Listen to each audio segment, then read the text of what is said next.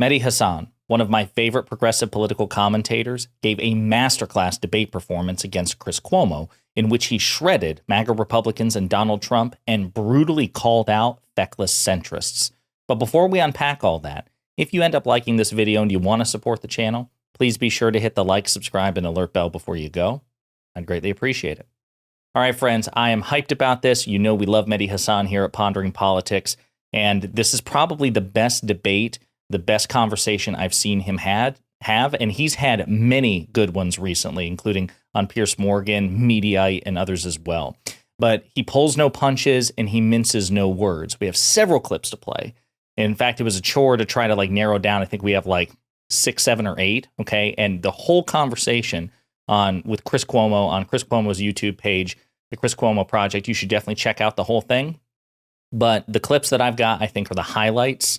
It's awesome stuff. So in this first clip, Mehdi Hasan points out that the Republican Party engages in constant projections with respect to their accusations. So this kind of nonsense that we have. And then the other point is that it's a very, very calculated form of projection, Chris. What they're saying, they're often describing themselves. I often use the hashtag on social media, every accusation is a confession. A lot of what they say is what they're doing. So when they're saying Hunter Biden is really, really corrupt, it's because they saw 4 years of Trump and his family milking it.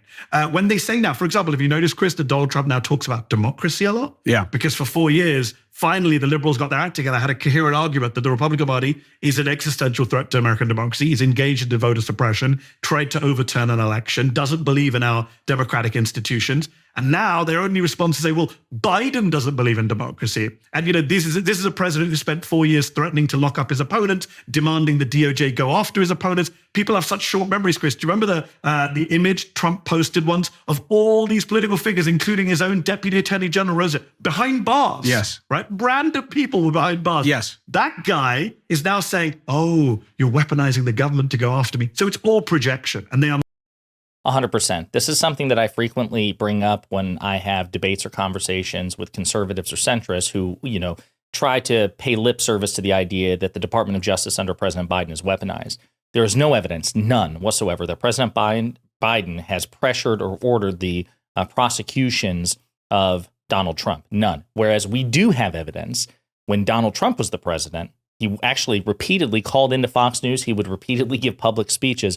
We don't just have secondhand knowledge. We have the footage in which he would publicly call on his then Attorney General, Bill Barr, to prosecute Joe Biden during an election year, right? That is infinitely more corrupt, infinitely less defensible than anything going on with Biden's Department of Justice and Trump. And yet people tend to forget about it. So in this clip, it's actually of Chris Cuomo, and this is something to keep in your back pocket for the remainder of the clips I'm going to show you, in which he gives a tepid, centrist, you're being hyperbolic response to why he's not that worried about Donald Trump if Trump wins the 2024 election. One of the sticks I've been beaten with recently is that I underestimate dangerously the dangerousness of Donald Trump. My suggestion is pretty simple. I'm not going to argue that he doesn't say what he says. I'm going to argue that it doesn't mean what it would if you said it. Because this man is a lie machine, a hyperbole machine, and you have to look at it that way. So this is basically what Ben Shapiro said during the debate with Stephen with Destiny on Lex Friedman. This idea that you got to grade Trump on a curve, right? I would never he's basically like a child. I never grade my 11-year-old the same way that I would an adult. Donald Trump is 77 years old. He was the president of the United States. He was the most powerful man on earth. He is still enormously powerful, given the cultish influence that he has over the Republican Party. And he may yet be the president again.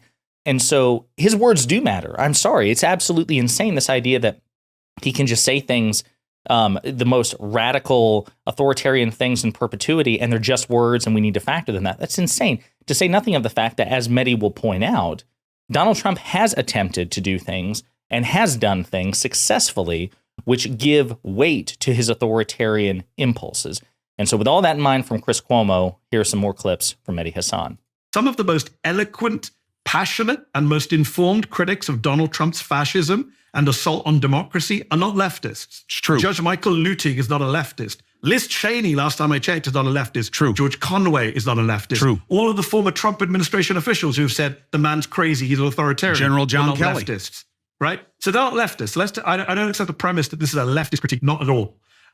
So that was in response to the idea from Cuomo that really it's the left engaging in hyperbole about Trump. It's the left engaging. They have Trump derangement syndrome. There's a hysteria associated with Trump. But again, as Mehdi points out, and I don't think is emphasized nearly enough, again, we try to do it on this channel, some of the most vicious critics, some of the most persistent critics, some of the most persuasive critics of Donald Trump are Republicans or conservatives or used to actually work directly for Trump. Again, we've talked about that very often here recently because it's such an indictment of Donald Trump's character, his campaign, and his ability to run for office and his ability to be president. And given that the people who have the most experience with him in a political sense, half of them say you need to keep him as far from the Oval Office as possible, something that has never been said about any previous president, including other Republican presidents like George W. Bush, George H.W. Bush, and Ronald Reagan. So again, a great point by Mehdi. In this clip, Mehdi makes, he talks about January 6th, or I have to take notes given all the clips that we have to play here. So in this one, Mehdi Hasan talks about January 6th. For a moment, did you in 2019 or 2020 say Donald Trump will refuse to leave office and incite a riot and an attack on the Capitol? No. I did. In 2019, I wrote a piece for The Intercept saying Donald Trump is very clear about the fact he won't accept the election result and he won't leave, and people are ignoring this danger. And if this, you know what's going to happen? Violence and rioting. I wrote this in The Intercept in, I think, May of 2019, about 18 months before the election. People said to me, you don't know what you're talking about. You're a brick. You don't understand American politics. The Secret Service will walk him out. There's no danger here. This is all hyperbole. So my first point, Chris, is forgive me when I hear people say it's hyperbole. I was right then and they were wrong. So maybe we should have a little bit of humility from the folks who say, calm down. A lot of the calm down folks were completely wrong on January the 6th. This is also an incredibly important point to make. It's important for people like Bill Maher, Mehdi Hasan, even though they share wildly different politics in certain respects, they predicted, in ways I think most people did not, that Trump would not just go quietly into the good night and would resist the peaceful transfer of power. So they absolutely have every right to take a victory lap and be as smug as possible. I love this energy from Mehdi. It's important that he points out to somebody who says, hey, don't worry about it. No, I said to worry about it. You said not to worry about it. We had every reason to worry about it. I was right. You were wrong. So if it comes to the prediction business, we should probably trust Mehdi Hasan over Chris Cuomo, right? And you should probably, if you do disagree with Mehdi Hasan, you should probably be coming from this or to this from a much more humble perspective. I think that that's a perfectly valid point to make, and I'm glad that he's pointing it out. I wish we could have seen the camera reaction to Chris Cuomo on this. Now, in this clip, Mehdi Hasan talks about Trump's authoritarian instincts in general. You need to be a strategist to be an autocrat, right? I don't think you need that. I think you have autocratic tendencies and instincts, and then it's an issue of whether those around you and the institutions... They usually have a plan, Mehdi, as we both know. Well, he's got people around him. Have you read the Heritage Foundation 2025 report? It's a pretty clear plan for authoritarianism. Pretty well laid out over multiple pages. But just go back to Trump. Okay, when I say... So a friend of mine said recently, a friend of mine who doesn't want to vote for Biden because of Gaza. So I can't vote for Biden. I said, well, what happens when Trump's president? And they said, well, we'll protest Trump just like we protested him the first time. But how do you vote for Trump if you don't like Biden's position on Gaza? No, they didn't say they would vote for him. They said, well, we'll vote for Biden, but they don't care if Trump wins. They're so mad at Biden. I got you. They don't care if Trump wins. And I said, well, what are you going to do once Trump's president? You're Muslim, you're going to suffer. We'll protest. We protested the first time. I said, what happens when he puts the military on the streets and they open fire on protesters? Oh, Mehdi, you're being exaggerating. That's too far.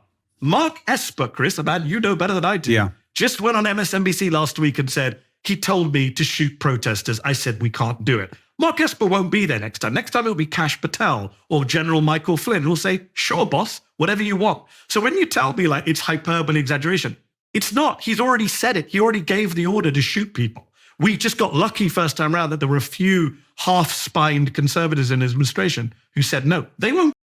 And he's right. They won't be there in the next. Donald Trump has explicitly said this, that he felt stymied in his first term and he refuses to be stymied in a second term. So even those who say, well, Trump's authoritarian instincts were constrained the last, it's irrelevant, right? He has acknowledged that in his estimation, Trump's estimation, he failed to do certain things and to follow through on certain aspirations, which I think we'd all agree are authoritarian. And so he's going to take ample precautions or ample steps to avoid having people who will resist his orders. So he is telling you, if you think it's going to be like the first term, it's not. It's going to be considerably worse. So again, a great point by Mehdi Hasan. Then in this clip, this is another one which stands out to me. Mehdi Hasan gives a blunt assessment of U.S. institutions to Chris Cuomo, who says, hey, don't worry, because even if Donald Trump has these authoritarian impulses, our institutions stopped him and they'll stop him again.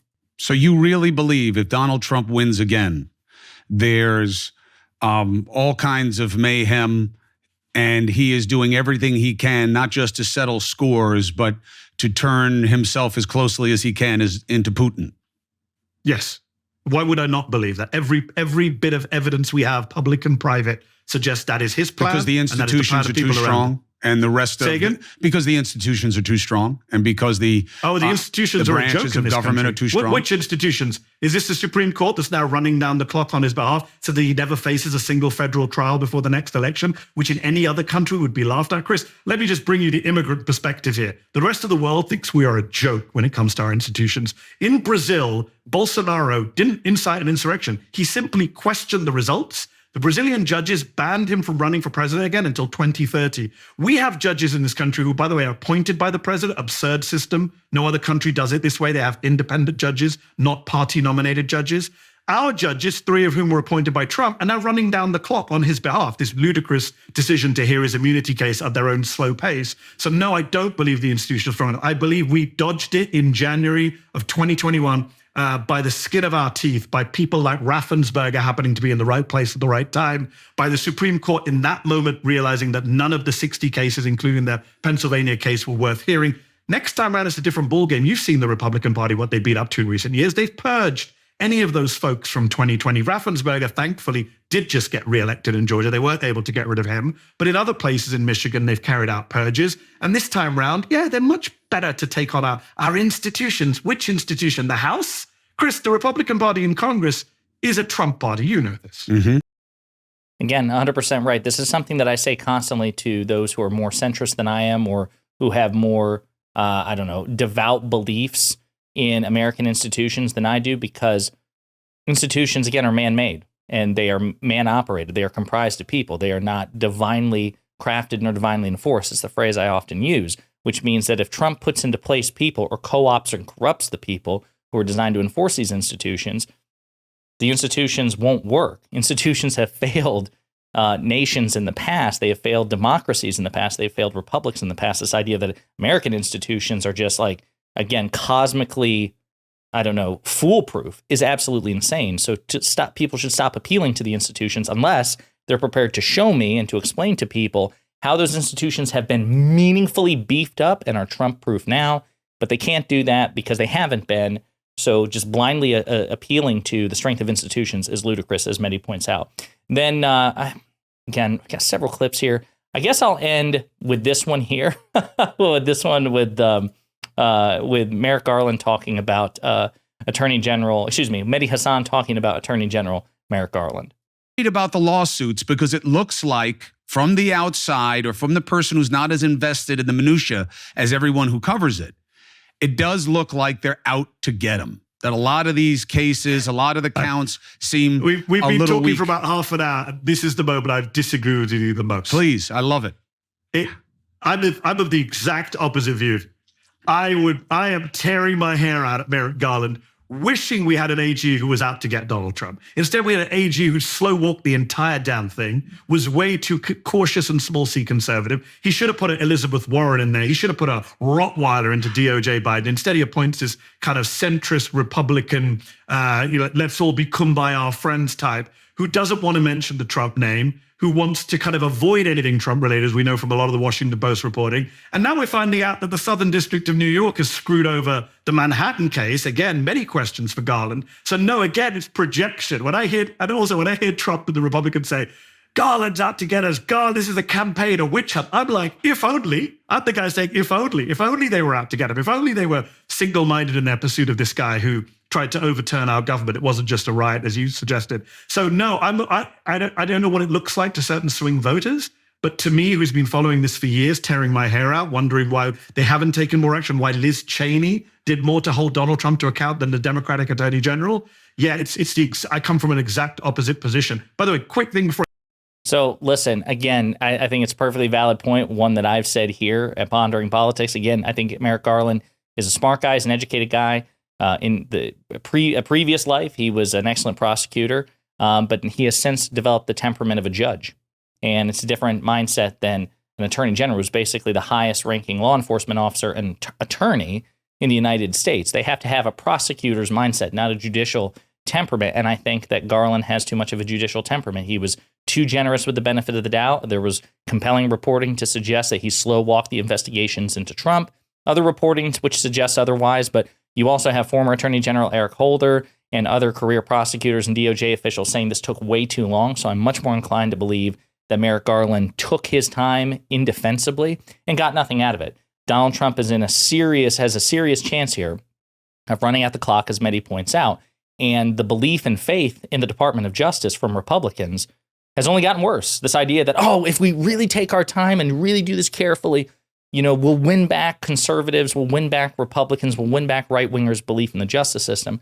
No evidence that happened. Merrick Garland was dead wrong. He got nothing for his efforts, because what he failed to realize, stupidly for a man of his brilliance, is that the modern Republican Party is a cult, and it's outcome-oriented. There is no timeline in the multiverse in which Republicans accept prosecuting Donald Trump, even if, as he famously prophesied years ago, he could shoot someone on Fifth Avenue in broad daylight, right? That was what Donald Trump said. And if that were to happen, the vast majority of the Republican Party would still support him. There's no evidence to the contrary. So anyway, I love this conversation from Mehdi Hasan. I love the debate with Chris Cuomo. You should definitely check out the full thing in its entirety on Chris Cuomo's channel, and let me know what you think in the comments.